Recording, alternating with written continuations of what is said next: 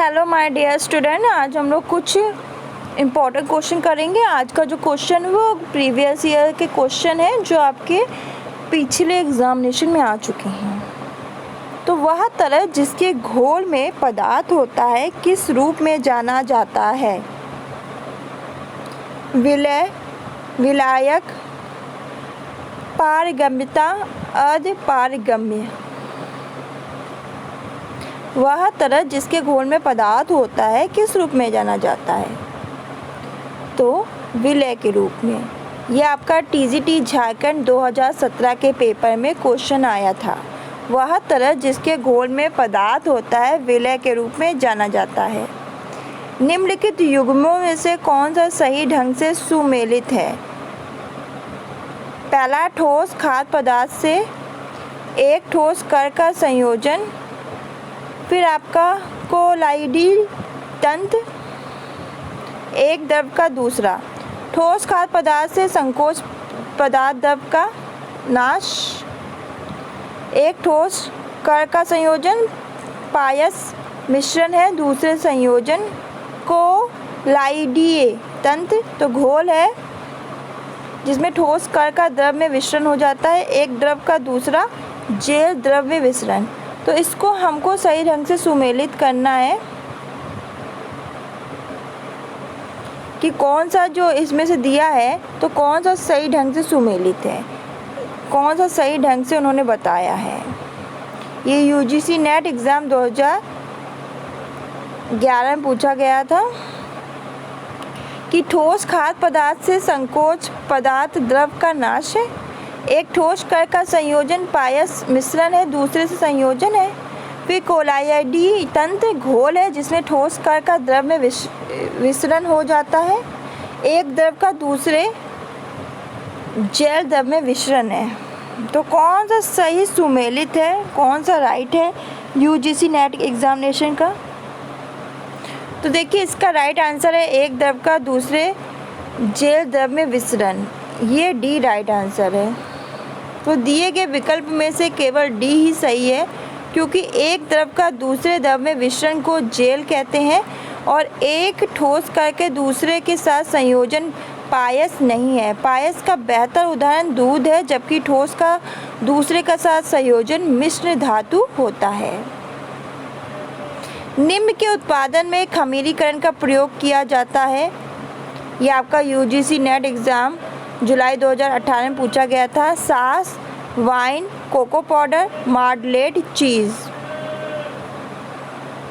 निम्न के उत्पादन में खमीरीकरण का प्रयोग होता है। तो इसका क्या राइट आंसर है? तो देखिए निम्न के उत्पादन खमीरीकरण का प्रयोग होता है वाइन में, कोको पाउडर और चीज़ में। Right answer wine, cocoa powder और चीज़। काली चाय के उत्पादन की प्रक्रिया के चरणों को सही क्रम में लगाएं। कुम्हलाना, बेलन फेरना, सुखाना, खमीरीकरण, मिश्रित करना, श्रेणीबद्ध करना। तो काली चाय के उत्पादन की प्रक्रिया को हमें सही क्रम में लगाना है। ये यूजीसी नेट के एग्ज़ाम में पूछा गया था।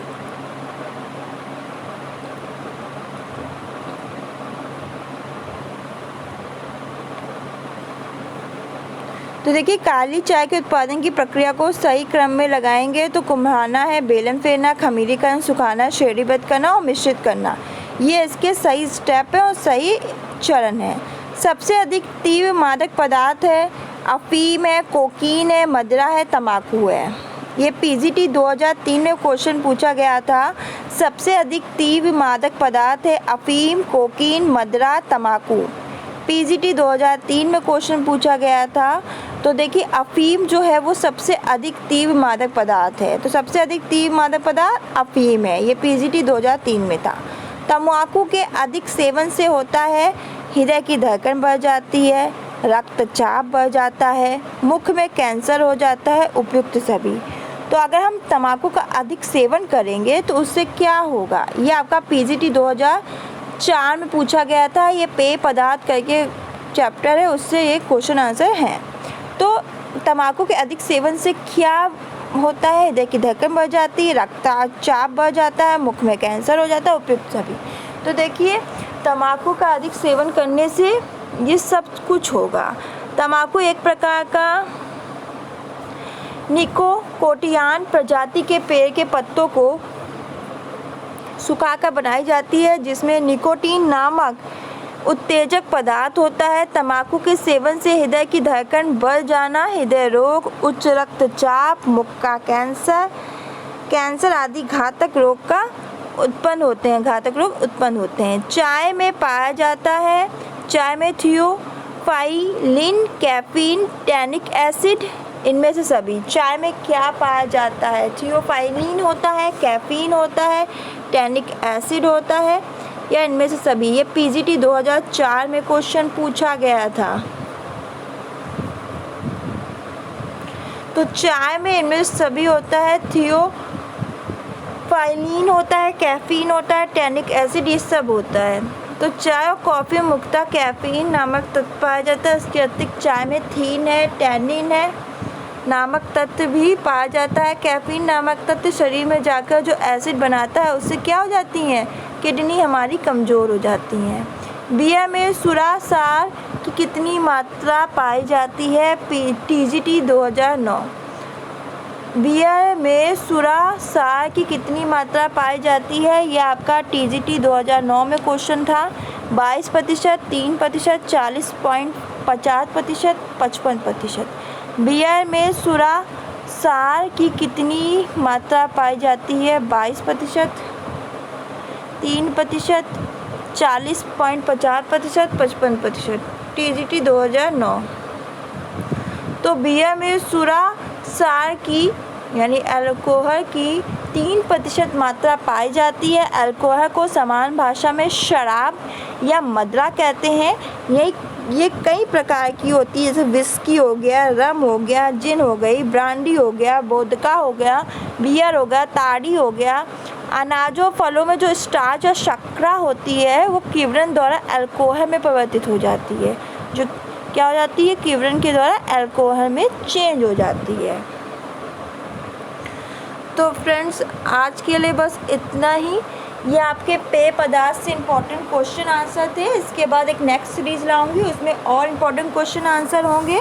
तब तक आज के लिए बस इतना ही। मिलते हैं नेक्स्ट क्लास में कुछ और इम्पोर्टेंट क्वेश्चन आंसर के साथ। ये आपके प्रीवियस ईयर में पूछे गए, तो आपके लिए इम्पोर्टेंट हो जाते हैं।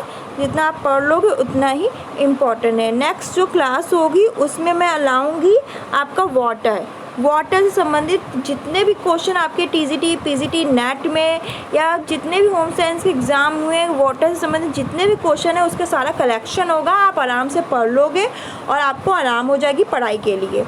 तो जितना भी कलेक्शन है मैं लेकर आऊँगी और आप आराम से पढ़ो।